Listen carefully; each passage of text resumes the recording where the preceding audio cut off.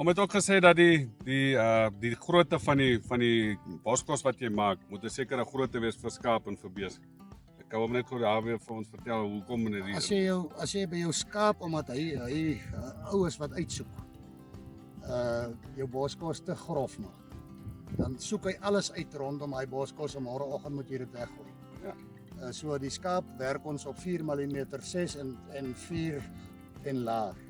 Ja. Bees is nou net mooi die teenoorgestelde, daar kan jy gaan van 6 tot 12. Ja.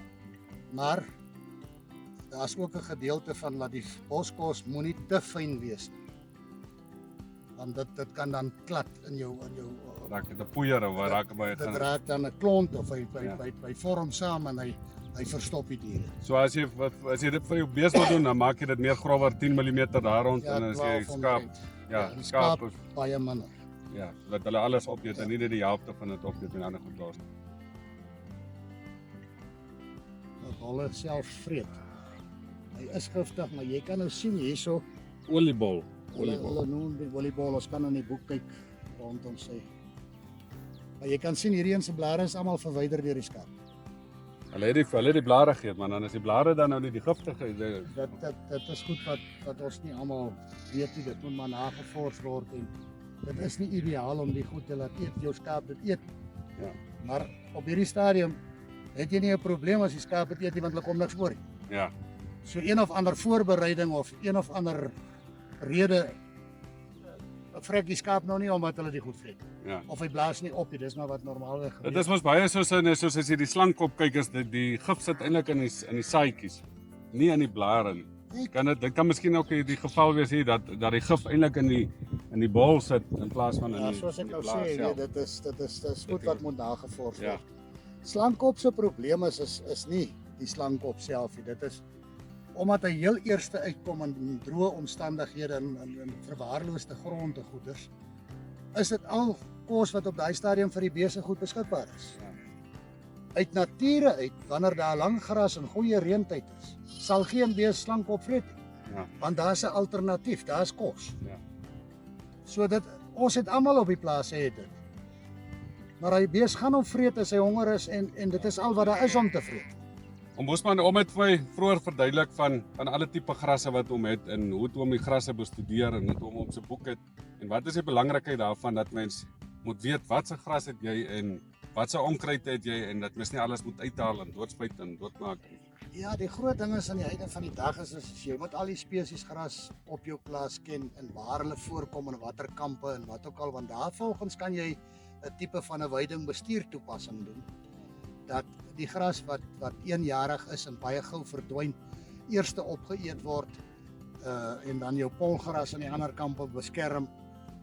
So om jouself op hoogte te bring, is dit maar net die moeite werd om vir jou 'n boek te koop en te kyk watter gras is wanneer gereed, wat is sy voedingswaarde, hoeveel volume lewer hy en al daai tipe goed. So ja, ek meen 'n weidingbestuur is deel van jou kennis. Ja. Om het gesê om het by die krib gaan sit en na die bees gekyk wat se grasse kom en hulle weer met hulle in hulle monde terug.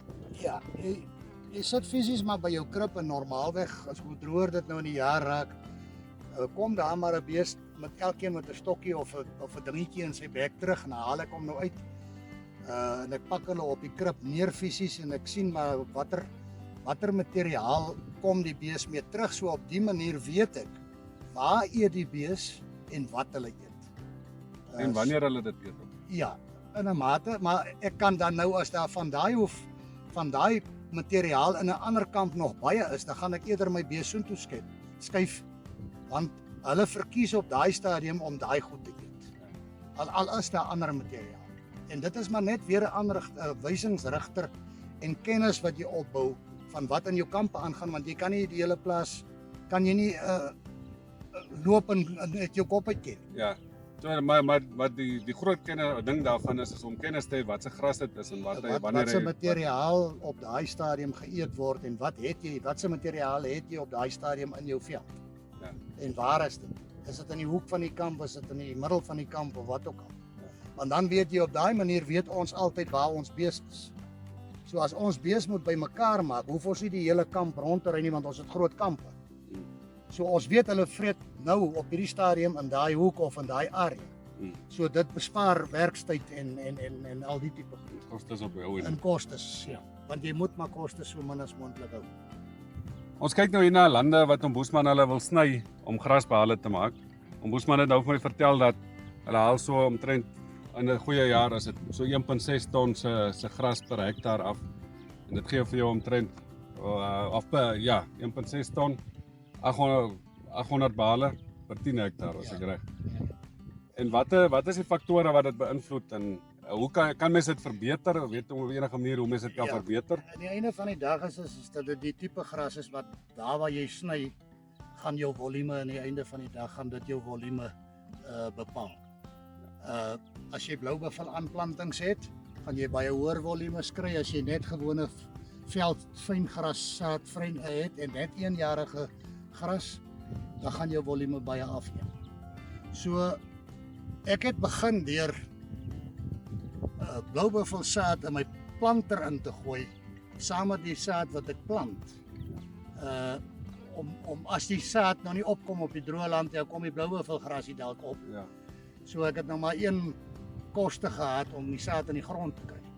En dat het aan die einde van die dag het dit dan ook gewerk. Ja. En daar is nou 'n gedeelte wat ons kan sien, daar is bloubevel aangeplant. Ja. Maar ek het dit aangeplant deur bloubevel saad in my saadbakke te gooi terwyl ek droë land plant. Terwyl ons sê maar sorghum plant op. Sorghum oor die algemeen plant ons maar dan nou sugar grace sorghum.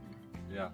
Wat ons dan nou plant en dan ook boontjies. Is daar 'n manier hoe mens die natuurlike willigras se volume meer kan kry of ander tipe gras daar vestig dat mens miskien dit hard bewy of iets dat of een of ander ding rondom dit of jou grond gaan daar baie groot rol speel omdat ons is kleigrond, baie ouens het sandgrond, so jou spesies wat daar opkom en die waarde van die gras gaan verskil van mekaar. Ja. As jy die volume op 'n oop stuk wil optel, gaan jy moet aanplantings doen. Ja. Of jy gaan na die nuwe metode toe moet gaan waar jy gemengde grassaad koop en dit instrooi. Ja. Want gras moet nie geplant word nie, dit moet gestrooi word want die natuur plant nie die grawe nie gate en plant die gras. En dis wat ons baie keer 'n groot fout gemaak het. Ons eerste bloubevel het ons geplant onder die grond ingedruk en probeer toemaak en dan groei hulle het nie gegroei nie. Ja, die bloubevel as jy geplukte saad vat, moet dit ten minste 2 winters lê voordat jy dit in die grond kan insit. En dan die saad moet gesond op wees. Dit help nie jy plant ongesonde saad nie. Ja. So geplukte saad is nie 'n baie groot wenner nie. Dit maar ja, daar is maniere, daar's ouens wat met 'n melassa waterbasis hulle lande bietjie spuit wat 'n bietjie hoër opbrengs gee, 'n bietjie meer grondgesondheid gee. Ewen hulle sorghum, lucering spuit hulle met 'n lae basis, na hulle die lucering gesny het want jy moet dit nie die tye op jou blare van jou goed spuit nie want dan kry jy ander probleme daarmee. Ja. So nee, daar is maniere. Daar is definitief maniere, maar jy gaan moet aanplant as jy wil hoër volume hê.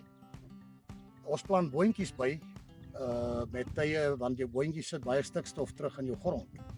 En dit gee ook dan baal jy dit ook saam. En jy baal dit sommer saam, ja. Dan gee Ek weer meen aan die proteïene einde van en die die- dag verkoop ek nie die bale nie, ek gebruik dit vir myself. Ja. Maar weer eens kom ek by 'n kombinasie uit van gras en boontjie wat vir my 'n baie hoë proteïen tipe bal gee.